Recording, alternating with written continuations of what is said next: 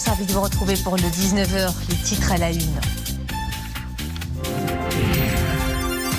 À la 77e Assemblée générale de l'ONU à New York, l'allocution du Maroc lance des messages forts et met l'Algérie devant ses responsabilités, dont le conflit artificiel du Sahara marocain. L'allocution met également la conviction du Royaume pour un monde où le multilatéralisme doit reposer sur l'interaction collective et le compromis, dans une période marquée par de profondes divisions et de la montée des violences.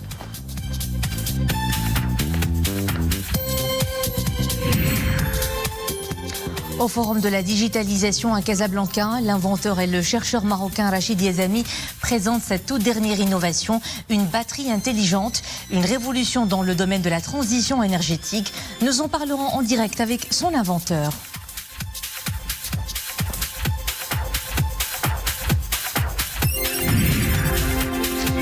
Coopération Maroc-Belgique à Rabat, une mission ministérielle de la région Bruxelles-Capitale renforce son partenariat avec la région Rabat-Salé-Kénitra. Les deux régions ont conclu 3 accords.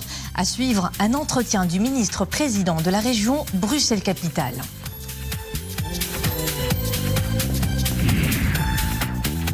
« 21 septembre, journée mondiale d'Alzheimer, coup de projecteur sur la prise en charge des patients. Pour cela, nous irons dans un centre spécialisé à Kénitra où les aides familiaux sont sensibilisés aux bons gestes à adopter avec les personnes atteintes de cette forme de démence la plus répandue dans le monde.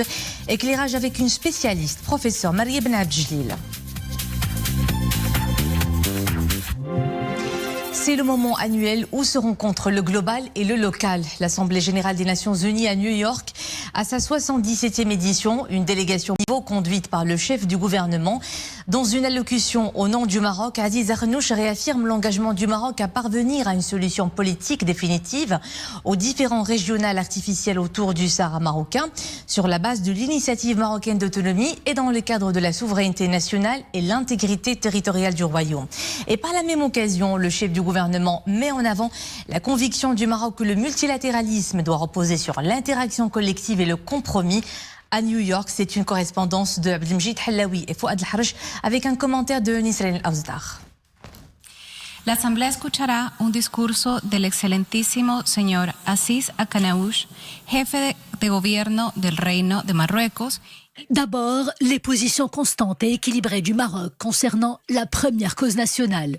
Le Royaume du Maroc réitère son engagement infaillible à parvenir à un règlement politique définitif au conflit artificiel autour du Sahara marocain. Une solution politique basée, rappelle le chef du gouvernement, exclusivement sur l'initiative marocaine d'autonomie, comme seule et unique solution à ce différend régional. Et cela dans le cadre de la souveraineté pleine et entière du royaume sur son Sahara. Depuis sa présentation en 2007, cette initiative sérieuse et réaliste jouit du soutien du Conseil de sécurité et de plus de 90 pays. Sur le terrain, les provinces du Sud vivent au rythme d'une dynamique de développement irréversible, dans le cadre du nouveau modèle de développement lancé par Sa Majesté le roi Mohamed VI. D'ailleurs, les populations de la région participent pleinement à toutes les étapes de mise en œuvre de ce modèle ambitieux. Cela se concrétise à travers le représentants démocratiquement élus dans les conseils des deux régions du Sahara marocain.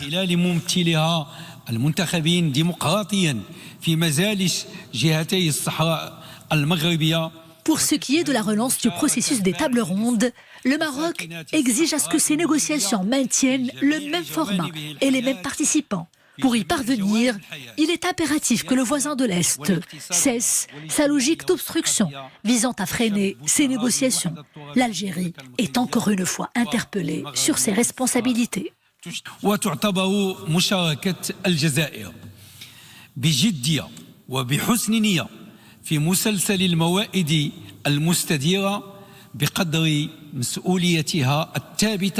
La participation de l'Algérie avec sérieux et bonne foi au processus des tables rondes, en même titre que sa responsabilité avérée dans la création et le maintien de ce différend artificiel, est une condition sine qua non pour parvenir à un règlement définitif à cette question. Le Maroc fait de nouveau part de sa profonde préoccupation quant à la situation humanitaire catastrophique et l'état de non-droit que vivent les populations des camps de Tindouf, en flagrante violation violation du droit humanitaire international. L'Algérie a cédé ses pouvoirs sur cette partie de son territoire à des milices séparatistes armées aux liens avérés et confirmés avec des réseaux terroristes dangereux dans la région du Sahel. ذات روابط موصولة وثابتة بشبكات إرهابية خطيرة في منطقة الساحل. L'allocution du chef du gouvernement devant la 77e Assemblée générale de l'ONU, également marquée par les principaux défis de notre époque. D'abord, la lutte contre l'immigration clandestine. Et là encore, Aziz Akhnouch rappelle que le Maroc est intraitable sur ses positions contre les bandes mafieuses qui sévissent dans la région. Le Maroc continuera, dit-il, à faire preuve de la plus grande fermeté dans sa lutte contre les réseaux de traite des êtres humains. Ces organisations criminelles représentent, alerte-t-il, une menace grave à la souveraineté et à la stabilité des pays, ainsi qu'à la sécurité des personnes. Au cœur aussi de l'allocution du chef du gouvernement à New York, la crise climatique. Aziz Akhnouch a mis en avant les efforts engagés par le Maroc pour assurer la sécurité alimentaire dans le cadre de la coopération Sud-Sud. Cela passe tout naturellement par le secteur agricole, dit-il. Le chef du gouvernement a rappelé devant la 77e Assemblée générale de l'ONU ces chiffres on ne peut plus parlants. Le continent africain dispose de près de la moitié des terres arables dans le monde et qui ne sont pas encore exploitées. Si l'Afrique ne parvient pas à adapter ses capacités à la nouvelle réalité, le résultat serait malheureusement des plus regrettables. Et en marge des travaux de l'Assemblée générale, le ministre des Affaires étrangères, de la coopération africaine et des Marocains résidant à l'étranger, Nasser Bourita, a coprésidé avec son homologue canadienne Mélanie Joly les travaux de la 12e réunion ministérielle du Forum mondial de lutte contre le terrorisme. Dans son allocution d'ouverture, M. Bourita a affirmé que l'évolution du paysage de la sécurité internationale ne doit pas conduire à négliger la responsabilité partagée en matière de lutte contre le terrorisme. Le ministre a dans ce sens mis en avant l'importance du véritable multilatéralisme, en faisant part de la conviction du Maroc que de tel esprit et engagement est essentiel pour la prochaine décennie, notamment dans un contexte où la menace posée par les groupes terroristes demeure une priorité. Un invité très capé au Forum Digital Énergie à Casablanca, l'éminent chercheur et inventeur marocain Rachid Yazami, qui ne revient pas les mains vides. Il vient en effet présenter en première une innovation mondiale, la batterie intelligente. Une révolution dans la recharge intelligente des batteries. Pour le chercheur, l'enjeu le plus important pour la transition énergétique est le volume de la batterie et la durée de sa recharge. Grâce à ses inventions, Rachid Yazami a fait avancer la recherche et les innovations dans ce domaine. La dernière en date, une nouvelle technologie permettant de réduire la durée de la recharge des voitures électriques à 15 minutes seulement.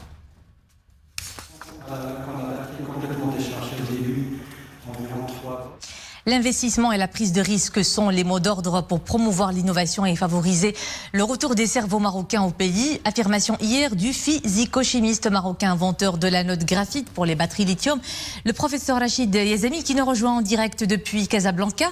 Professeur, bonsoir. Le Maroc dispose-t-il des atouts pour fabriquer les batteries lithium localement? Où en sommes-nous? Ou plutôt, où vous en êtes pour une production made in Morocco?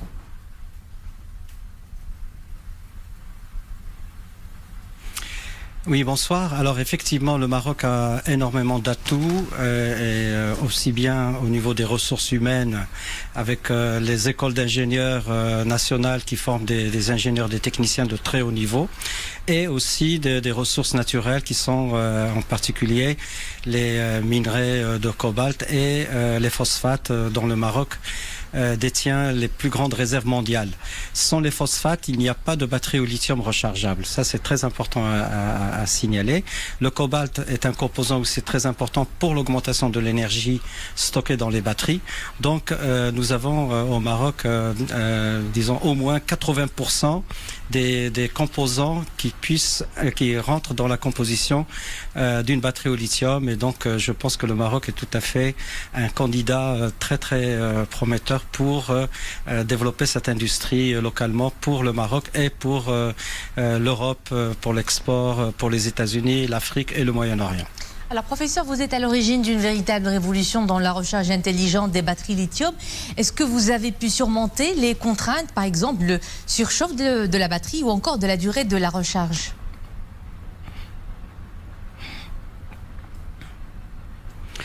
Alors effectivement, ça a été une des contraintes, c'est-à-dire que plus on charge les batteries rapidement, plus elles ont tendance à se chauffer, et donc l'échauffement des batteries peut conduire à ce qu'on appelle un emballement thermique auquel personne ne veut assister. Et donc en fait, la technologie qu'on a développée, qui est une rupture par rapport à tout ce qui se faisait depuis au moins une trentaine d'années par rapport aux batteries au lithium, c'est de changer le paradigme, la méthode de charge qui permet non seulement de charger les batteries en un temps record, mais tout en gardant des températures en dessous des températures de sécurité qui sont autour de 50 degrés.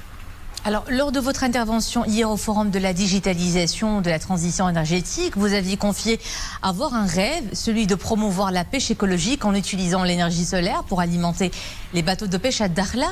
Comment comptez-vous vous y mettre ? Oui. Écoutez, c'est une question plus de volonté locale et de financement, d'investissement que de technologie. La technologie est prête. Des bateaux électriques existent déjà. Moi, je travaille avec une société singapourienne qui fait des ferries qui traversent justement entre Singapour et l'Indonésie ou la Malaisie. Donc, ça existe déjà.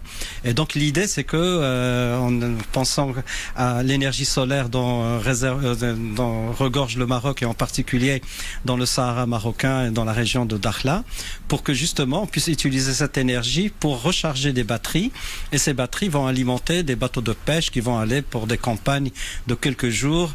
On gagnera en économie, d'abord voilà, donc là, il y aura plus de mazout, il y aura plus de pollution ni de l'eau ni de l'air, et je pense que l'opération finale sera un investissement très très rentable dans la mesure où le coût de l'énergie dans ces transports maritimes est très très élevé, donc il y a matière à innover, et je pense que c'est tout à fait réalisable dans les technologies qui existent déjà.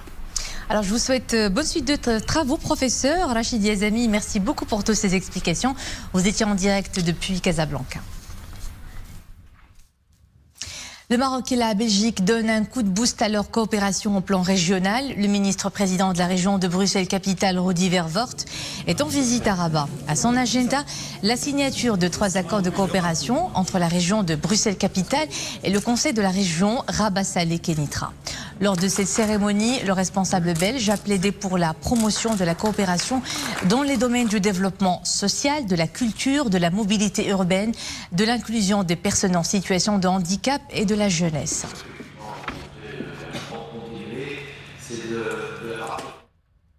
Le chef de la délégation de la région Bruxelles-Capitale, le ministre-président chargé du développement territorial, nous a accordé un entretien au premier jour de cette visite officielle. Rudy Vervoort est au micro de Mohamed Aitleshkar. Monsieur le Président, 20 ans déjà de jumelage entre les régions de Rabat, Salé, Kénitra et de Bruxelles-Capitale. Quel a été l'impact de ce jumelage sur l'évolution des relations entre le Maroc et la Belgique ? Un impact évidemment positif. Je dis toujours, les relations entre la Belgique, Bruxelles en particulier, le Maroc et Rabat en particulier, ce sont ce que j'appelle des relations captives. Ce sont des relations qui sont incontournables, à savoir que nos destins sont intimement liés. Nos populations sont des populations, notamment à Bruxelles, où il y a une importante communauté belgo-marocaine. Et donc, je dirais que culturellement, politiquement, philosophiquement, enfin, à tout point de vue, il y a des échanges permanents et nos sociétés évoluent en parallèle. Monsieur le Président, le Maroc est au cœur de l'Afrique. Il est au cœur du monde arabe, au cœur de la zone euro-méditerranéenne. Comment est perçu le rôle que joue le Royaume du Maroc pour la promotion des valeurs de paix, de sécurité, de tolérance et d'entente entre les peuples ? Je pense que le Maroc, d'abord, peut être cité en exemple en termes de stabilité géopolitique. C'est un acteur majeur de cette partie-ci du monde et qui influence, je dirais, dans un sens positif, le cours de l'histoire. Et donc, nous ne pouvons que voir ça d'un œil positif. Toutes les initiatives qui sont prises par le Maroc en termes de développement économique. C'est un pays qui, franchement, est assez fascinant à cet égard-là quand on regarde son évolution ces 20 dernières années. C'est une évolution fulgurante à tout point de vue et dans un cadre politique stabilisé, dans un cadre politique apaisé. Et je pense qu'on a besoin de ça aujourd'hui. Et justement pour le renforcement de la paix. Le Maroc a fait une proposition pour un plan d'autonomie. Cela fait un peu plus de 15 ans maintenant et ce plan d'autonomie reçoit l'adhésion et le soutien de nombreux pays à travers le monde. Le Maroc appelle aujourd'hui à ce que d'autres pays emboîtent le pas à ceux qui ont soutenu ce plan d'autonomie. Comment est-ce qu'il est perçu, ce plan d'autonomie, à Bruxelles? Oui, je pense que j'ai eu l'occasion de visiter le Sahara il y a, je pense, une quinzaine d'années. On me dit que la région a encore évolué de manière extraordinaire depuis cette époque. Je pense que c'est un conflit qui n'a que trop duré. Et donc, il faut aller dans le sens de l'histoire. C'est en tout cas le point de vue que moi je défends. Et le sens de l'histoire, c'est de faire en sorte que, effectivement, cette proposition qui a été mise sur la table puisse être étudiée sérieusement, voir quels sont les contours, comment pouvoir la mettre en œuvre. Je pense que ça peut contribuer, je l'espère en tout cas, que ça contribue à une forme de pacification durable d'un conflit qui n'a que trop duré. Et donc je pense que c'est une initiative qu'il faut saluer et qu'il faut encourager. Je vous remercie, Monsieur le Président. Comme tous les 21 septembre, le monde célèbre la journée internationale d'Alzheimer, la forme de démence la plus répandue. C'est donc l'occasion de démystifier cette maladie neurodégénérative complexe. Au Maroc, plus de 200 000 personnes sont atteintes de cette pathologie dont la prise en charge relève d'un vrai parcours de combattant. Les structures d'accueil et d'accompagnement des familles font défaut, à l'exception d'un centre modèle, le centre d'accueil des malades d'Alzheimer à Rabat, réalisé par la Fondation Mohamed V pour la solidarité et inauguré par Sa Majesté le roi Mohamed VI en 2017. Il s'agit d'un nouveau concept basé sur une double prise en charge, celle des patients à un stade léger ou modéré vivant à domicile, combinée à l'accompagnement de leurs aides familiaux.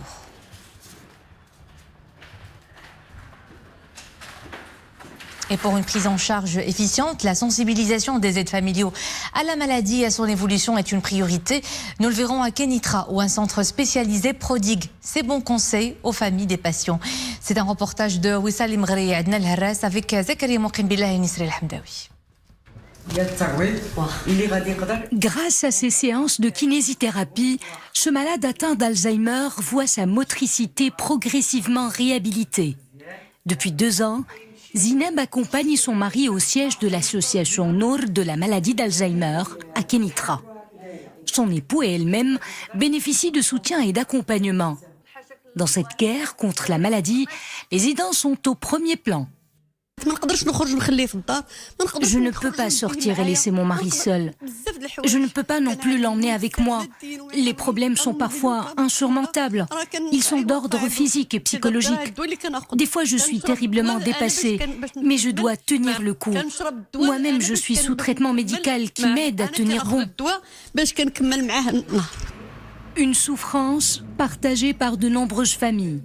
Au sein de cette association, les aidants trouvent une oreille attentive et une assistance médicale et psychologique adaptée. Les familles des patients sont sensibilisées à la maladie et aux bons gestes à adopter. Nous accueillons les familles des malades et tentons de les accompagner, de les soutenir. Nous essayons toujours d'être à l'écoute et de donner tout le temps nécessaire aux malades et à leurs proches. Je me suis adaptée à cette situation, mais heureusement j'ai pu contacter cette association depuis quelques mois, ce qui m'aide beaucoup dans le quotidien, en particulier avec l'aide d'un aide-soignant pour la toilette, etc. Ensuite, il a pu bénéficier de soins d'un kinésithérapeute. Et moralement aussi, c'est un appui important. Maladie neurodégénérative, caractérisée par une perte progressive de la mémoire et des capacités cognitives et physiques, Alzheimer touche principalement les personnes âgées. L'association Nour œuvre également à former des assistants sociaux. Leur mission, accompagner les familles des malades, même à domicile. Nous en parlons à l'instant avec le docteur Maria Ben Abdeljalil, professeur de neurologie au CHU Ibn Sina de Rabat. Professeur, bonsoir, merci d'être avec nous. Alzheimer est une maladie que vous connaissez bien de par votre spécialité. Son diagnostic prête souvent à confusion. Comment la définirez-vous et quels sont les symptômes ? Bonsoir, merci beaucoup. Donc, la maladie d'Alzheimer, comme vous le dites dans le reportage, c'est une maladie neurodégénérative qui touche essentiellement les personnes âgées au-delà de 70-75 ans. La fréquence augmente avec l'âge, mais elle peut toucher dans certains cas des personnes plus jeunes. Donc, le diagnostic se fait effectivement par le neurologue et la maladie commence dans la grande majorité des cas par des troubles de la mémoire qui vont toucher d'abord donc la mémoire des faits récents. Ensuite, les troubles de la mémoire vont s'aggraver pour toucher également les souvenirs anciens du sujet. Et petit à petit, les autres fonctions cognitives du malade vont être également touchées, comme le langage, avec par exemple un manque du mot, des difficultés pour exprimer, des troubles du raisonnement, du jugement, des troubles finalement aussi de la compréhension de ce que disent les autres, et des troubles également pour les gestes et les activités du quotidien, avec à un stade plus évolué de la maladie, une perte d'autonomie pour toutes les activités, c'est-à-dire par exemple pour la toilette, pour l'alimentation, pour l'habillage, etc. Ce qui fait que c'est petit à petit l'entourage du patient qui va prendre en charge tous ces gestes du quotidien, et c'est l'une des grandes difficultés auxquelles sont confrontées les familles de patients avec cette perte d'autonomie des malades. Alors Alzheimer est la forme de démence. Oui, l'Alzheimer est la forme de démence la plus répandue dans le monde. Sa prise en charge est des plus difficiles. En quoi consiste-t-elle et qu'est-ce qu'elle implique comme suivi et accompagnement? Oui, donc effectivement, il y aurait environ 55 millions de personnes à travers le monde, et au Maroc, on a des estimations pour dire qu'on aurait au minimum 200 000 cas de maladie d'Alzheimer, ce qui est énorme par rapport à notre population. Et donc, il y a cet accompagnement. Alors, il y a certains traitements médicamenteux, mais il n'y a pas de traitement curatif de la maladie, malheureusement, à ce jour. Et ceci, c'est valable même dans des pays développés. Il y a certains médicaments qui ont donc pour but de ralentir la vitesse d'évolution de la maladie, mais tous les patients ne répondent pas positivement. Et il y a tout un volet d'une prise en charge non médicamenteuse, où en particulier, il faut instaurer, comme on l'a vu dans le centre d'accueil de jour des patients Alzheimer, des techniques de stimulation cognitive, de prise en charge orthophonique pour les troubles du langage, des ateliers occupationnels, avec des activités donc des ateliers tels que la peinture, la poterie, le coloriage pour adultes, un atelier cuisine, un atelier chant aussi. Toutes ces activités de stimulation en fait du cerveau vont faire beaucoup de bien aux patients, ainsi que des activités physiques. C'est très très important que le sujet soit en bonne forme physique, ainsi qu'une bonne nutrition aussi. Ça permet de ralentir la progression de la maladie.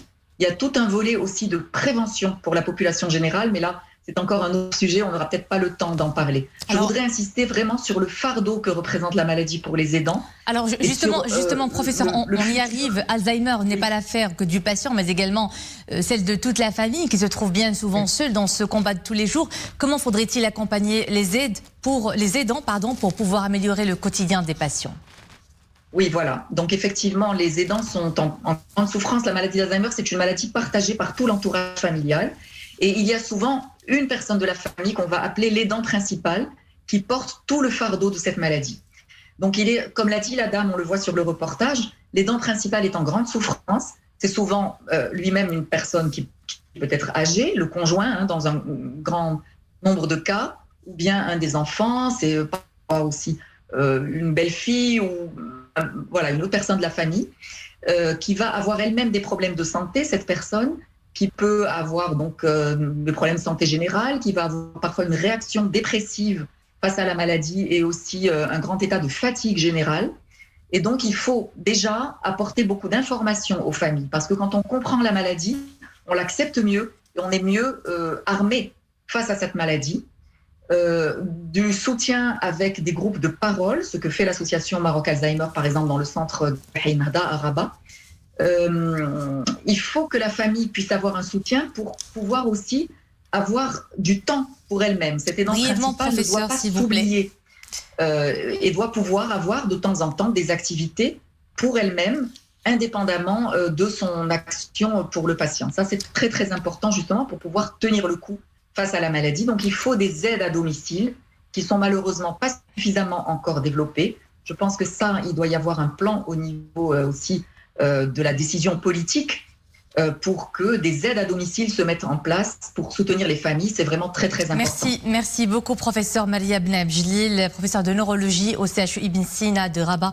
Merci pour votre contribution. Après Delacroix, Giacometti ou Pablo Picasso, le musée Mohamed VI d'art moderne et contemporain de Rabat abrite une exposition du Marocain Touhami Nader, des œuvres photographiques en noir et blanc qui viennent notamment questionner le jeu des ombres et des lumières, des œuvres uniques qui sont à l'antithèse de tous les esthétismes en vogue. Adna El Harras, Dominique Orlando.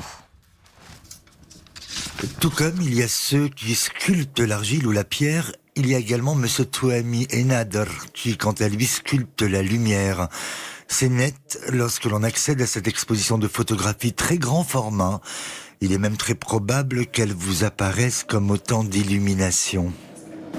Touhami aurait commencé à photographier puisque sa mère tapissière, dans l'obscurité de la Médina, puisqu'il n'y avait pas à la bougie, et c'est lui qui tenait la bougie, qu'il rapprochait des mains de sa mère pour qu'elle puisse voir son ouvrage. Et donc évidemment, à cette aune, à cette éducation, dans cette discipline, il a évidemment appris à sculpter la lumière, à déplacer la lumière, et avec cette exigence toujours, et cette totalité absolument superbe. Identifiable au premier coup d'œil comme cela est souvent le cas des artistes les plus grands, M. Touhami se considère néanmoins et avant tout comme un artisan. Ses photographies sont toujours saisies à la dérobée, à cet instant T, où pour les autres il pourrait devenir invisible. Quand je photographie, c'est vraiment un corps à corps. C'est le visage qui va toucher l'autre visage. Ça n'a plus rien à voir avec toute l'histoire de la photographie. Mais tout ça, encore une fois, je le dois à ma rue qui m'a appris à regarder, à anticiper. Et donc j'étais vraiment photographe avant même que ma mère m'achète un appareil photo. Une œuvre noire travaillée au corps, jusque dans la texture même du papier utilisé, qui rend élégantes même les images les plus sombres.